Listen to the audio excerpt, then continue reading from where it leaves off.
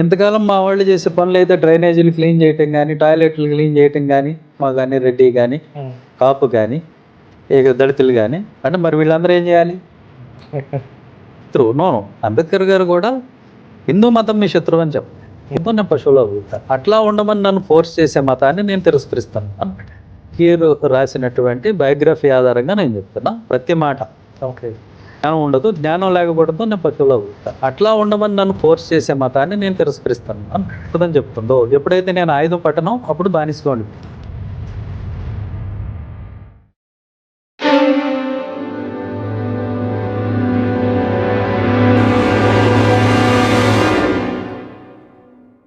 మన పోరాటం హిందూ మతం మీద కాదు, అంబేద్కర్ గారి పోరాటం కూడా హిందూ మతం మీద కాదు, హిందూ మతంలోని వివక్ష మీద మాత్రమే. వివక్ష మీద మాత్రమే పోరాడటం. రైట్, అది గుర్తుపెట్టుకోవాలి. దాన్ని వీళ్ళ సొంత లాభం కోసం కొంతమంది మార్చేసి పొలిటికల్ హిందూ మతం మీ శత్రువు. నో అంబేద్కర్ గారు కూడా హిందూ మతం మీ శత్రువు అని చెప్పలేదు. హిందూ మతంలో బ్రాహ్మణిజం, హిందూ మతంలో వివక్ష అనేది ఏదైతే ఉందో, ఏ వివక్ష అయితే నన్ను చదువుకోవద్దని చెప్తుందో, ఓకే, ఏ వివక్ష అయితే నువ్వు ఆయుధం పట్టకూడదని చెప్తుందో, ఎప్పుడైతే నేను ఆయుధం పట్టనో అప్పుడు బానిసగా ఉండిపోతాను.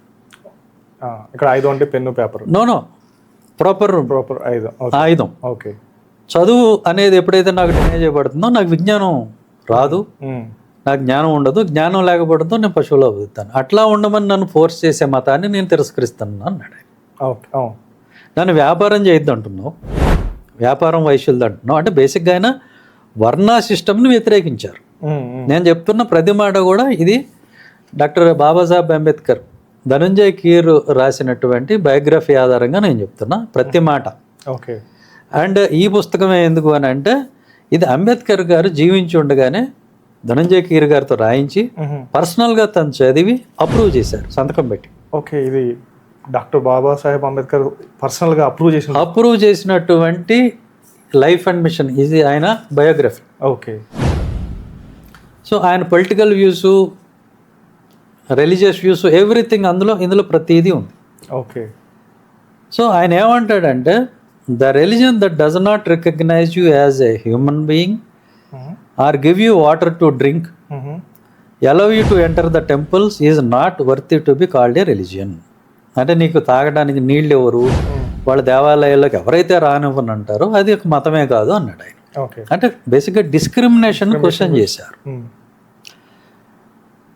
The religion that forbids you to receive education and comes in the way of your material advancement is not a worthy of appellation religion. అంటే అది అసలు ఎవరైతే నేను చదువుకోవద్దు అంటారో, నువ్వు విజ్ఞానం పొందొద్దు అంటారో, అభివృద్ధి చెందొద్దు అంటారో, అది అసలు అదే మతం అంటాడు ఆయన. The religion that does not teach its followers to show humanity in dealing with co religionist is nothing but a display of force. అంటే తన మతంలో ఉన్న మిగతా మతస్థుల్ని, అంటే ఈ సోకాళ్ళ అగ్రవర్ణాలు లేకపోతే ద్విజులు ఎవరైతే ఉన్నారో, బ్రాహ్మణ, క్షత్రియ, వైశ్య, శూద్రులను దూరంగా చూడండి, అంటరాని వాళ్ళని ఇలా చూడండి, అంటే వాళ్ళు హిందువులే, మీరు హిందువులే, అలాంటప్పుడు సాటి హిందువుని మనిషిగా కూడా చూడొద్దు అన్న మతాన్ని నువ్వు ఎలా ఫాలో అవుతావని అన్నాడు ఆయన. ఓకే. సో ఇక్కడ బేసిక్గా మనం గుర్తుపెట్టుకోవాల్సింది ఏంటంటే, ఆయన ఏ దేవుడిని, దేవతలను విమర్శించట్లా. డిస్క్రిమినేషన్ ఏదైతే ఉందో, నీ దారికి అడ్డంగా ఏదైతే ఉందో ఆ అడ్డాన్ని తొలగించుకొని పొమ్మంటున్నాడు. ఓకే, అది మనం గుర్తుపెట్టుకోవాలి. అంతేగాని ఆయన హిందువులందరినీ ద్వేషించండి అని చెప్పట్లా. అయితే ఇక్కడ ఆయన క్లియర్గా చెప్పింది ఏంటంటే, వర్ణ సిస్టమ్ పనికిరాదని చెప్తున్నారు. ఇప్పుడు గాంధీ గారితో ప్రాబ్లం అదే, వర్ణ సిస్టమే ఉండాలంటాడు ఆయన. అంటే వ్యాపారం చేసే కులంలో పుట్టినవాడే వ్యాపారం చేయాలి, ఇక మిగతా ఎవరో చేయొద్దు. అట్లాంటి ఇప్పుడు మరి శూద్రులు, ఇప్పుడు కమ్మ కానీ, రెడ్డి కానీ, కాపు కానీ, ఇక దళితులు కానీ, అంటే మరి వీళ్ళందరూ ఏం చేయాలి? అంటే వీళ్ళు వాళ్ళకి సేవలు చేయాలని గాంధీ గారి తాత్పర్యం. అట్లాంటి ఆయన ఈ చిన్నజీయర్ స్వామి అనేట ఆయన, కులాలు ఉండాలండి, సోకాళ్ళు ప్రోగ్రెసివ్ అనుకునే వాళ్ళు క్యాస్ట్ ఉండకూడదంటారు, కానీ తప్పు, క్యాస్ట్ ఉండాలంటే మంచిది, క్యాస్ట్ ఉంటుంది. మీరు పోయి మాది కులంలో, మాల కులంలో చేయనివ్వండి చిన్నజీయర్ గారు, మమ్మల్ని బ్రాహ్మణ కులంలో పెట్టండి, క్యాస్ట్ ఉంచండి. మేము చదువుకున్నాం కదా, మేము బాగా చదువుకున్నాం కదా, మరి మాలో సైంటిస్టులు ఉన్నారు, వీళ్ళని బ్రాహ్మణులని యాక్సెప్ట్ చేయండి. మాలో వ్యాపారం చేసేవాళ్ళని వైశ్యులని అంగీకరించండి.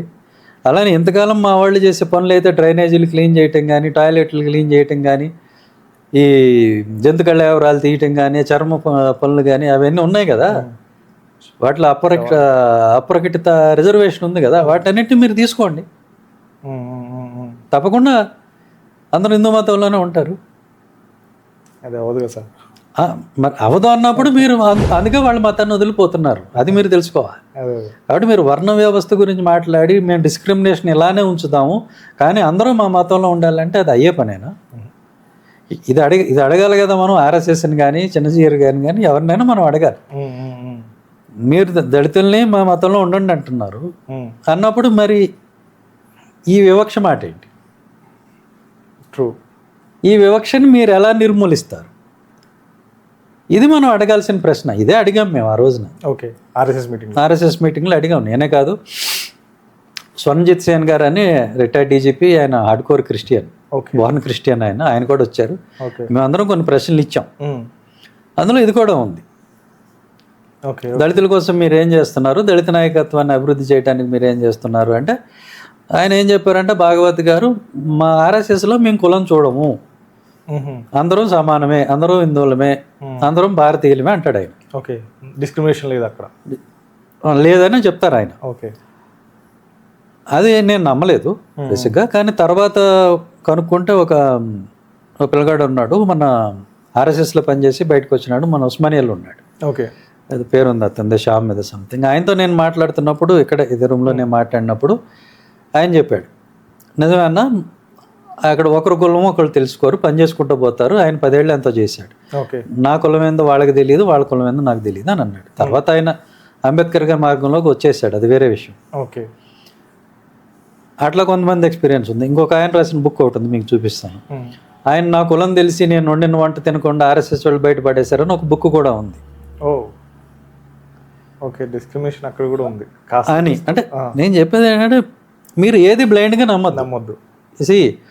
మీరేమో పక్క అంధభక్త అంటారు. అంధభక్త అంటే ఏంటి? గుడ్డిగా నమ్ముతారు, గుడ్డిగా వ్యతిరేకిస్తారని. అంటే మీరు కూడా అంధభక్తేనా? అంటే వాళ్ళు హిందూ అంధభక్త అయితే నువ్వు క్రిస్టియన్ అంధభక్త, నువ్వు అంబేద్కర్ అంధభక్త, నువ్వు ముస్లిం అంధభక్త. తెలుసుకోవయ్యా అసలు ఏంటి, ఎక్కడేం జరుగుతుందో తెలుసుకోవాలి కదా. అవును, నువ్వు వ్యతిరేకించే ముందు ఎందుకు వ్యతిరేకిస్తున్నావు కనీసం తెలుసుకో, అక్కడ ఏం జరుగుతుందో తెలుసుకో. Root cause. అంతేగాని అంధభక్తని అవతల అనే కానీ సరిపోదు. మనం కూడా అంధభక్తలాగా ప్రవర్తించకూడదు. తెలుసుకోవాలా, క్వశ్చన్ చేయాలా, right? You have to question. అవును, ఇవన్నీ ఉన్నాయి కదా. అంటే మీలాంటి వాళ్ళు బయటకు వచ్చి ఇలాంటివి చెప్తేనే మాలాంటి వాళ్ళకి తెలుస్తుంది సార్. అప్పుడు దాకా సోషల్ మీడియా రీల్స్ స్క్రోల్ చేయడం తప్పితే ఏం లేదు సార్. అదే. If you are not subscribe, please do subscribe.